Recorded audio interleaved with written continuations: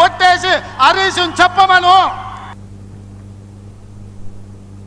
ఖమ్మం జిల్లా జగన్నాథపురంలో జరిగిన రైతు ఆశీర్వాద సభలో బీఆర్ఎస్ పై డిప్యూటీ సీఎం భట్టి విక్రమార్క తీవ్ర విమర్శలు చేశారు.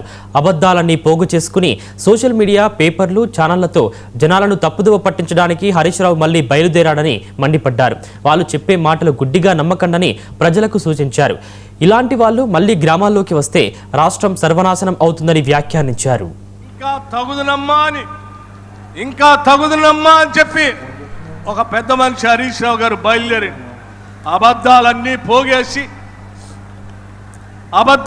పోగేసి అవినీతి సొమ్ముతో పోగేసుకున్న సోషల్ మీడియాలో, లేకపోతే వాళ్ళు పెట్టుకున్నటువంటి నమస్తే తెలంగాణ పేపర్లో, లేకపోతే టీ న్యూస్లోనో, నిన్న మొన్న వారి సోదరు చెప్తా ఉన్నారు, పాయనీర్ అనే ఇంగ్లీష్ పేపరు 188 కోట్లతో కొన్నారట. ఇటువంటి పత్రికల్లో తప్పుడు వార్తలు కాంగ్రెస్ ప్రభుత్వం మీద సృష్టించి ప్రజల్ని తప్పుదోవ పట్టించి ఇంకా ఏదో చేయాలని తాపత్రయపడుతున్నారు. తస్మాత్ జాగ్రత్త, ఇటువంటి వ్యక్తులు మళ్ళీ గ్రామాల్లోకి వస్తే ఈ రాష్ట్రం సర్వనాశనం.